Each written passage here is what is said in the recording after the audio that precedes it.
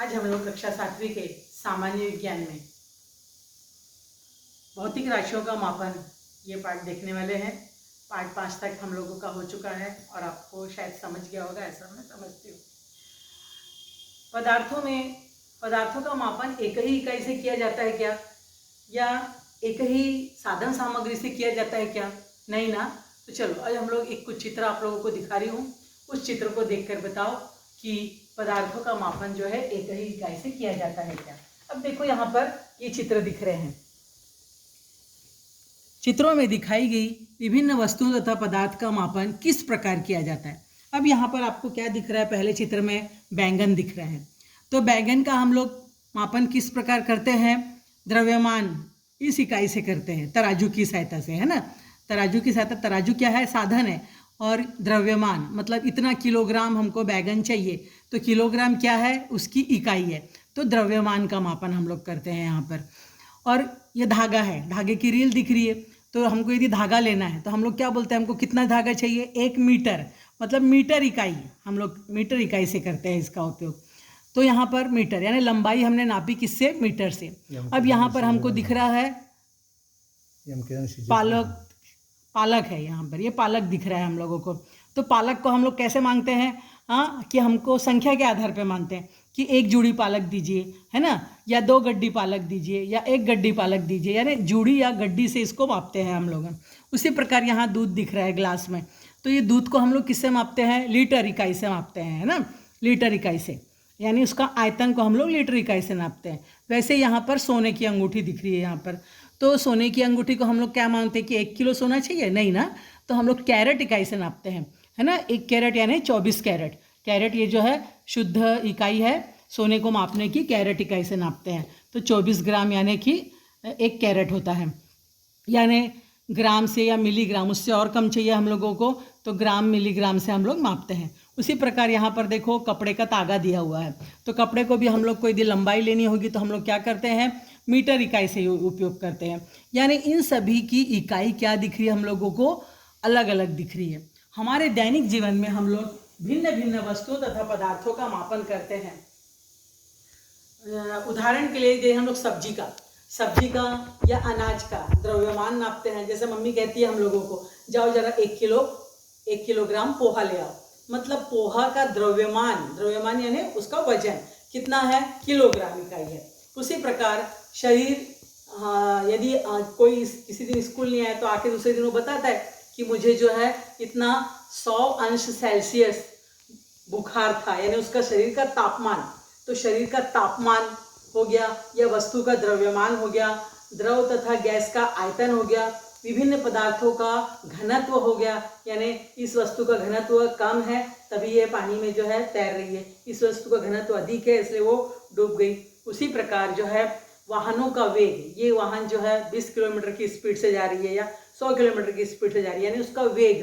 तो यहाँ पर द्रव्यमान, भार, दूरी, वेग, तापमान, आयतन आदि ये सब क्या है? भौतिक राशियां हैं, यानी जिनका भी हम लोग मापन कर सकते हैं उसको हम लोग क्या कहते हैं?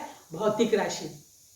अब आपको मालूम है कि हम लोग मापन किसका कर रहे हैं। जैसे मैंने अभी बताया कि हम लोग द्रव्यमान का मापन कर रहे हैं, तापमान, मुझे शरीर में कितना बुखार है तो तापमान का मापन कर रहे हैं। उसी प्रकार गाड़ी के वेग का मापन कर रहे हैं। यदि मुझे कापी की लंबाई नापनी है, ये पुट्ठा, ये इसकी लंबाई नापनी है, तो मुझे लंबाई का मैंने मापन किया, तो लंबाई भी भौतिक राशि है। चौड़ाई का मापन करना है, उसी प्रकार उनका क्षेत्रफल निकालना है, तो क्षेत्रफल, लंबाई, चौड़ाई, तापमान, द्रव्यमान ये सब क्या है? भौतिक राशि। यानी जिनका भी मापन किया जा सकता है उसे क्या कहते हैं? भौतिक राशि। देखो यहाँ पर मैंने परिभाषा लिखी है, जिन राशियों का भी मापन किया जाता है उन राशियों को भौतिक राशि कहते हैं। यहाँ द्रव्यमान, भार, दूरी, वेग, तापमान, आयतन, लंबाई, चौड़ाई, क्षेत्रफल ये सब क्या है? भौतिक राशि है। इसका मतलब आपको ये समझ है कि भौतिक राशि क्या है। अब भौतिक राशियों का परिणाम व्यक्त करने के लिए जो है हमको 2 चीज़ों की आवश्यकता होती है। एक तो उसका मान और दूसरा जो है इकाई यानी वैल्यू, उसकी वैल्यू कितनी है और उसकी इकाई यानी यूनिट क्या है। जैसे कि हम लोग बात करते हैं कि खुशी प्रतिदिन 2 किलोमीटर चलती है, अब यहाँ पर देखो, खुशी 2 किलोमीटर चलती है, तो यहाँ पर 2 क्या हो गया, उसका मान हो गया, यानी वैल्यू हो गई, और किलोमीटर चलती है। अब किलोमीटर क्या हो गया, इकाई हो गई, है ना। तो खुशी जो है 2 किलोमीटर चलती है, इसका मतलब यहाँ पर भौतिक राशि क्या है, दूरी है। हम लोग उसकी दूरी देख रहे हैं, कितनी लंबाई, यानी दूरी या लंबाई देख रहे हैं हम लोग, क्यों कितना लंबा जा रही है या कितना कितनी दूरी नाप रही है वो। तो यहाँ पर दूरी क्या हो गई, ये भौतिक राशि हो गई, और 2 क्या हो गया, मान हो गया, और किलोमीटर क्या हो गई, इकाई हो गई। तो ऐसे ही हम लोग सबका इकाई और मान ज्ञात कर सकते हैं। जैसे हमारे घर में यदि कोई मेहमान आते हैं, तो समझो हमने 1.5 लीटर की शरबत की बोतल ली, तो अब यहाँ पर 1.5 क्या हो गया, उस शरबत का वैल्यू या मान हो गया, और लीटर क्या हो गया, उसकी इकाई हो गई, और हम लोगों ने उसका इतने आयतन की लाई, मतलब आयतन क्या हो गया, भौतिक राशि हो गई। समझ रहा है, आपको तीनों में अंतर समझ रहा है। वैसे यहाँ पर देखो, जैसे कि ये कॉपी है, या ये कॉपी है समझो, या पुट्ठा है, तो इसकी मुझे लंबाई नापनी है।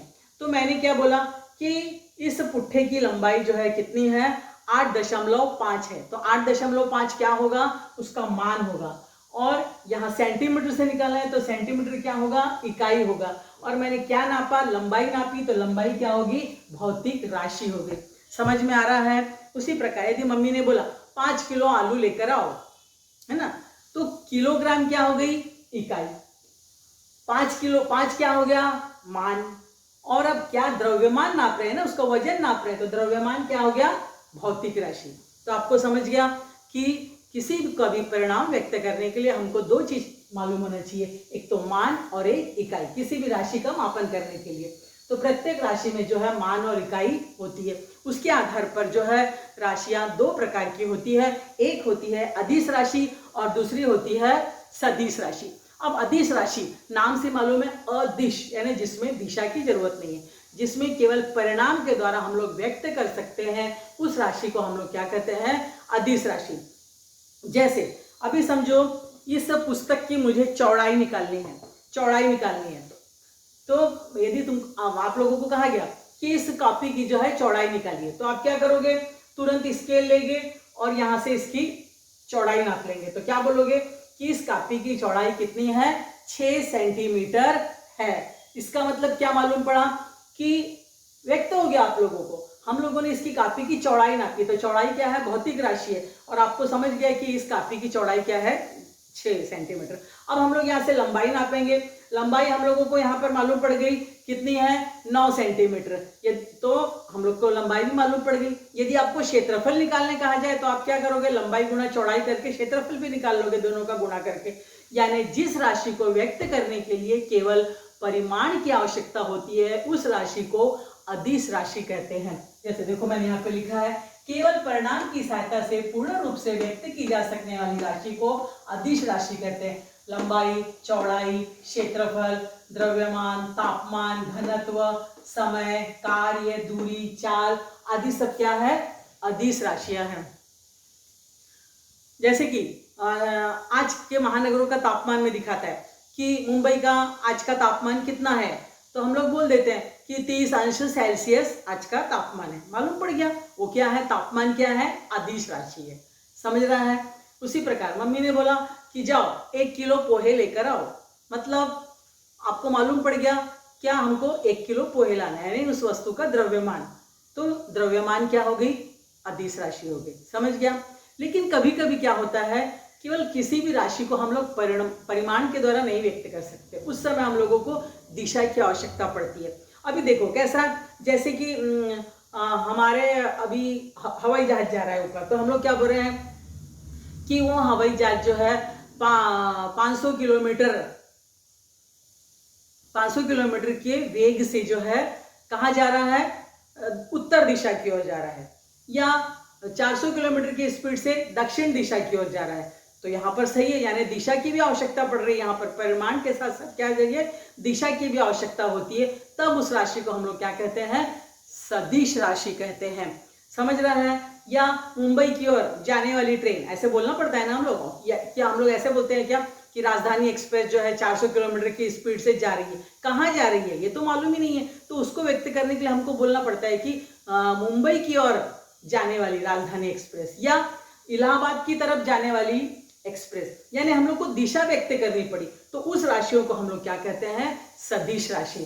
तो देखिए, परिणाम व दिशा की सहायता से पूर्ण रूप से व्यक्त की जाने वाली राशि को सदिश राशि कहते हैं। विस्थापन, वेग, त्वरण, भार, बल, ये सब क्या है, सदिश राशि है। यानी जिनको व्यक्त करने के लिए परिमाण के साथ साथ दिशा की भी आवश्यकता होती है। अब मुझे बुखार है तो मैंने बोला कि मुझे 100 अंश सेल्सियस बुखार है, मुझे समझ गया, दिशा बतानी पड़ेगी, क्या उत्तर दिशा से बुखार है या दक्षिण दिशा से, नहीं। तो जिन राशियों को व्यक्त करने के लिए केवल परिणाम की आवश्यकता होती है उसको अदिश राशि, जिस राशि को व्यक्त करने के लिए परिणाम व दिशा की आवश्यकता होती है उसको सदिश राशि कहते हैं। उनके उदाहरण यहाँ पर मैंने नीचे लिखा है, तो दोनों में अंतर और उदाहरण आप लोग लिख सकेंगे। अब आगे हम लोग देख रहे हैं द्रव्यमान क्या है, भार क्या है, उसके बारे में जानकारी प्राप्त करेंगे।